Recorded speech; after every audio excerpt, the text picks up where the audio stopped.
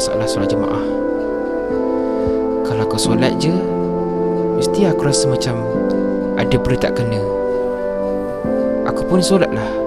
Solat punya solat, dan akhirnya hasilnya tetap sama. Dan sampailah satu hari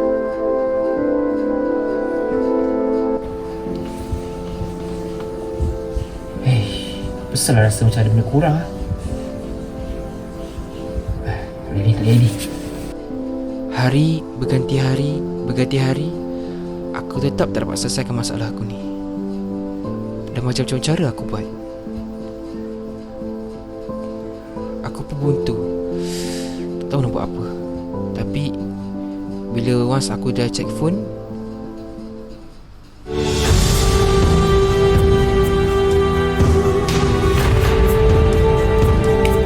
baru aku teringat aku rupanya ada seorang kawan yang boleh bimbing aku. Kenapa aku tak berhenti fikir selama ni? Jadi aku pun apa lagi, aku pun terus set up aku punya PC, and then nak bersiap-siap untuk video call dengan orang. Tapi kenapa aku pergi green screen? Green screen tu sebenarnya aku nak tutup background je. Jadi aku nak check kalau dah ada dalam masuk Discord tu. Kalau dah ada, alhamdulillah. Okay, baik. Ini masa untuk aku selesaikan masalah aku. Assalamualaikum wahai sahabatku. Waalaikumsalam Farid. Masya Allah Allah. gemuknya kau. Allah Akbar, biasalah PKP. So korang semua apa khabar, sihat? Alhamdulillah, Nawi sihat. Sihat. Nawi sihat, Nawi. Alhamdulillah sihat je ni. Alhamdulillah, Makin gemuk je. Bukan, makin sihat. Makin Makin sihat. bahagia. Alhamdulillah. Okey, sebenarnya tujuan aku panggil korang semua ni sebab aku nak tanyalah. Sebab aku ni lately ni selalu ada masalah solat jemaah. Tak tahulah apa masalah dia. Lepas tu Itulah aku pun sama. Banyak sangat solat berjemaah aku masalah ni. So aku nak tanya soalan kat Azmin dulu. So Azmin, aku nak tanya berkenaan solat banyak bergerak. Contohnya Allahu Akbar.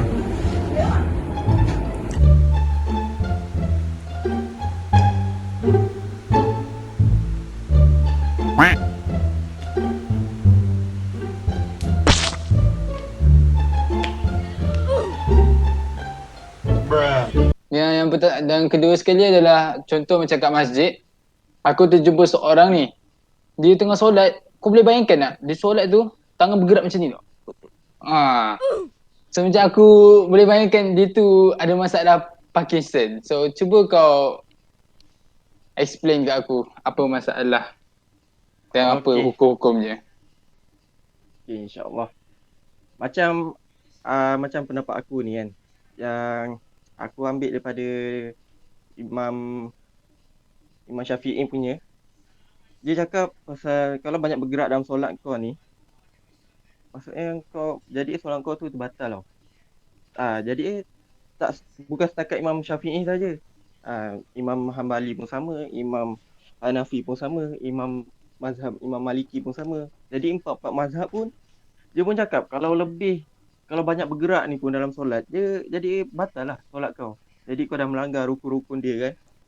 Melainkan yang macam tadi kau cakap tu, Pak Kisan, yang banyak bergerak gitu kan, bergetar itu. Itu dia tu jadi solat dia tu kan.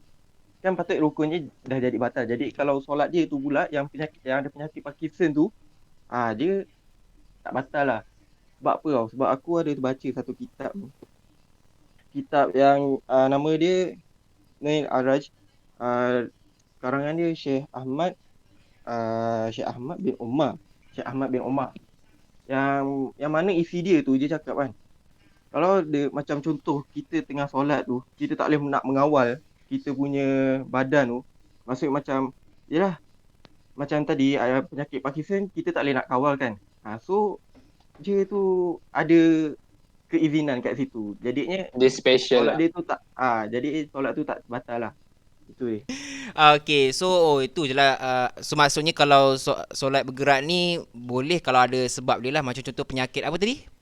Pakistan apa? Pakistan, Farid. Pakistan. Itu dia.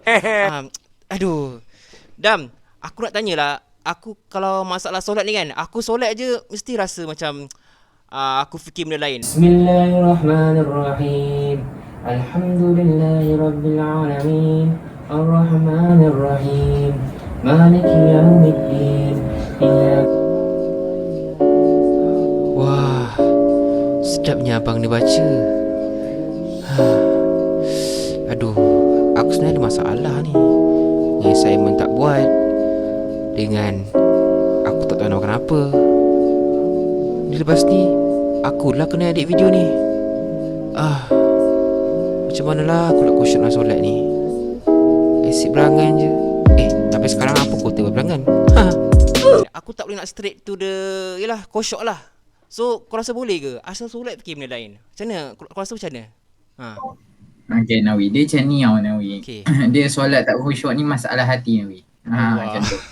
Okay. Betul Nawi.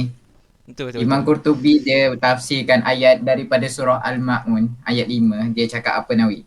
Orang-orang yang tak khusyuk ni, dia bila time solat dia tak mengharapkan ganjaran Tuhan Nawi. So bila dia sembahyang tu, dia tak nampak lah dia dapat apa yang Allah kasih kat dia. Pahala tu dia tak dapat bayangkan macam tu. Sebab pahala tu kan tak dapat, kita tak dapat lihat pahala tu macam mana. So dia tak fokus dekat situ. Lagi satu pun Imam Qurtubi cakap bila time dia solat, dia macam tak fikir. Kan bila kita dah lalai solat, Allah tak kasih kita lalai tapi kita lalai juga solat. So dia tak takut lah dengan siksaan Tuhan tu. Dia tak nampak. Pun dia tak nampak lagi apa akan berlaku. Siksa api neraka dia tak dapat bayangkan. Sebab apa? Dia bukan tak belajar. Semua orang ada belajar benda tu. Tapi dia tak hayati. Bila dia kena masuk api neraka, kena siksa macam mana sakit dia tak tahu. Tu Imam Qurtubi. Imam Qurtubi cakap macam tu. Lepas tu ada lagi pendapat lagi Imam Ibnu Katsir, dia cakap apa? Dia cakap orang yang tak khusyuk dalam sembahyang ni, dia time solat dia, setiap pergerakan yang dia buat time solat tu dia buat sambil lewa. Nabi ada hadis yang mengatakan sallu kama ra'aitumuni usalli. So solatlah seperti mana aku solat. Aku tu siapa? Aku tu Nabi lah. So kita kena ikut macam mana Nabi solat, macam tu lah kita kena solat. Jadinya Nawi, dekat sini Imam Ibnu Katsir cakap kau buat solat, pergerakan kau dalam solat tu kau buat sambil lewa. Contoh, asalnya solat bila takbiratul ihram ni dekat dengan cuping telinga, tapi kau sebab kau sambil lewa kau buat gitu-gitu je. Macam kau tak hayati solat. So kau kena repair semua ni, barulah kau dapat solat kau tu khusyuk. Itulah apa yang boleh dikongsikan untuk soalan kau. Okay. So maksudnya kalau nak solat, kalau nak khusyuk, kita kena hayati solat tu. Dan juga kita kena tahu apa yang kita salah dalam solat tu. Macam contoh, ni kena betul-betul. Adakah ia benar, Adam? Betul, macam tu lah. Macam tu. Alright, so Afiq, aku mahu tanya soalan padamu. So, okay, aku ada sahabat aku, nama dia Farid. Suka sangat masbuk tengah solat. Kau rasa apa kau boleh nak cakap pasal orang yang masbuk?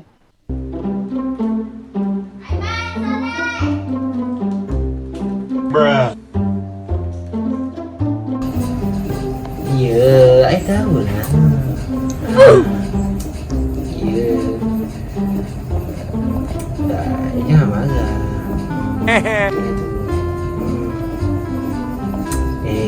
Ada apa lah.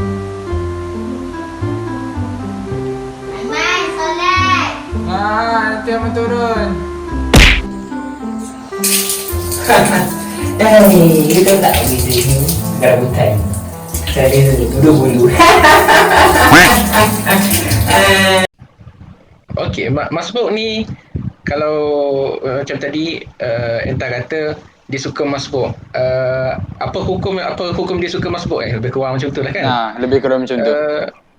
Al-azhar wal ilm inda Allah tabaraka taala yang jelasnya macam rasanya tak ada masalah Sebab yang pentingnya dia dapat solat jemaah. Sebab kalau macam yang kita tahu dalam hadis Nabi SAW dia bersabda salatul jemaah afdal min salatil fadhi bisab'in wa ishrina darajah. Salat berjemaah lebih afdal, lebih baik daripada salat sendirian dengan 27 darjat, ataupun dalam riwayat lain 25 kali ganda, atau kama qala alaihi salatu wassalam. Jadi secara umumnya tiada masalah kalau dia masbuk, mungkin kerana dia ada gangguan lain yang menyebabkan dia perlu solat masbuk, tapi yang pentingnya dia solat berjemaah. Tapi pertama sekali kita kena tahu dulu lah, mungkin ada yang kurang pasti apakah itu yang dimaksudkan dengan masbuk. Masbuk ni kalau macam kita tengok dalam mawsu'ah fiqhiyah dia kata al-masbuku fa amal masbuk fa huwa man sabaqahu al-imam bi kulli raka'at aw ba'dihha.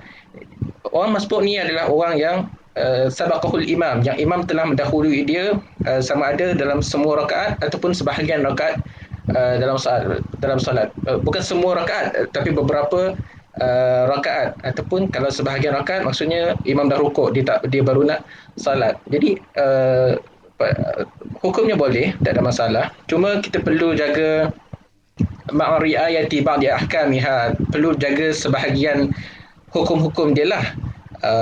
Okey, jadi yang antara yang perlu untuk kita tanbih, untuk kita ambil cakna ialah seorang masbuk tu kalau dia datang solat lewat, imam tengah rukuk dan dia sempat rukuk dengan imam, maka itu dikira satu rakaat. Dikira dia dapat satu rakaat tu.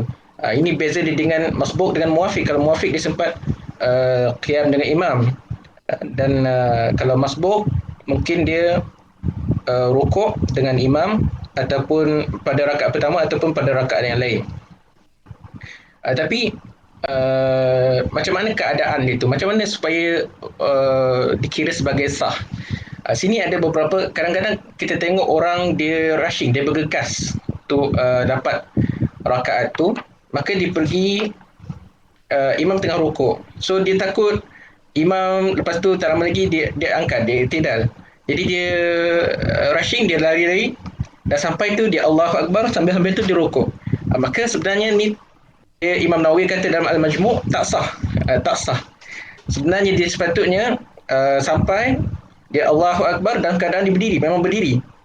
Dalam keadaan full berdiri, tak bergerak pun, tak turun. Tapi kalau dia datang Allahu Akbar, turun, maka itu tak sah. Yang ni kita perlu jagalah, sebab kalau selalunya masbuk dia akan rushing pada pemerhatian anak lah. Jadi kalau rushing tu kena jaga dia punya takbiratul ihram mesti dalam keadaan memang berdiri, lurus tegak berdiri. Okey. Jadi itu yang disebut oleh Al-Imam Nawawi dalam Al-Majmu', perlunya berdiri dengan betul waktu kita takbiratul ihram. Dia kata tak boleh dalam keadaan inhina. Inhina ni dia turun untuk rukuk tu, tak boleh. Okey. Jadi sebab tu sebenarnya disunatkan untuk kita lah, mana-mana pun, untuk datang ke tempat solat dengan dalam keadaan tenang.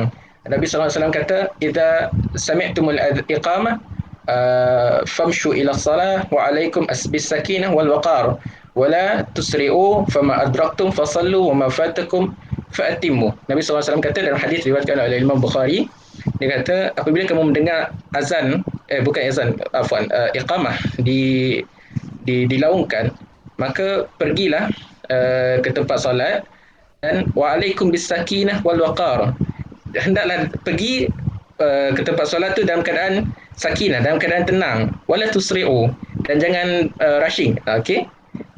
Fama adraktum fasallu wa ma fatakum fa'timu. Mana yang sempat solat dan apa yang tak sempat kita selesaikan. Jadi mungkin ini juga tadi Farid ada kata pasal masalah khusyuk. Mungkin kadang-kadang kita rushing untuk dapatkan solat jemaah tu, kita jadi rushing, jadi sebabkan itu kita jadi tak tenang tau, kita jadi tak khusyuk. Jadi mungkin ini perlu ambil perhatian. Nah, selain tu kalau kalau lewat sangat, contoh dia datang waktu rakaat keempat, dia imam pun dah nak rukuk, dah nak habis rukuk, jadi maka sebahagian ulama ataupun para sahabat seperti Ibnu Umar dengan Ibnu Mas'ud. Mereka membenarkan, begitu juga macam Ishaq Ibn Rahuyah, mereka berpendapat boleh untuk kita rushing sedikit, sedikit sajalah. Kemudian hukum lain yang anak-anak sebut, kalau dia syak, dia sempat rukuk ataupun tak sempat rukuk, maka ada dua pendapat. Kalau dia tak yakin, maka kita ambil yang asal, iaitu dia tak dapat rukuk. Yang kedua ialah dia dia dikira mendapat rakaat tu, hasab ataupun bergantung kepada apa yang dia yakin lah, mana yang lebih yakin. Wallahu alam. Dan yang terakhir, kalau salat Jumaat, kalau orang tu masbuk pada rakaat kedua, maka dia tak ganti satu rakaat, tapi diganti macam salat Zuhur. Macam itulah. Wallahu alam. Alfain syukran ya Fik. Masya Allah, banyak betul aku dapat ilmu baru hari ni. So thank you guys sebab bagi aku pencerahan yang agak clear lah, agak yang senang difahami, jelas dan tepat. Alhamdulillah. So aku rasa sekarang ni aku ada kerja. So aku rasa sampai sinilah kita punya video call kita. So syukran, bye. Okay, Bye. Alhamdulillah, kini aku sudah tahu untuk solat jemaah dengan betul. Jadi selama ni aku solat jemaah dengan sambil lewa, dengan aku tidak mengambil serius tentang solat jemaah. Alhamdulillah, aku berniat selepas ini aku tidak akan mengulangi selepas itu lagi. Jadi saya rasa sampai situ sajalah kita punya video untuk kali ini.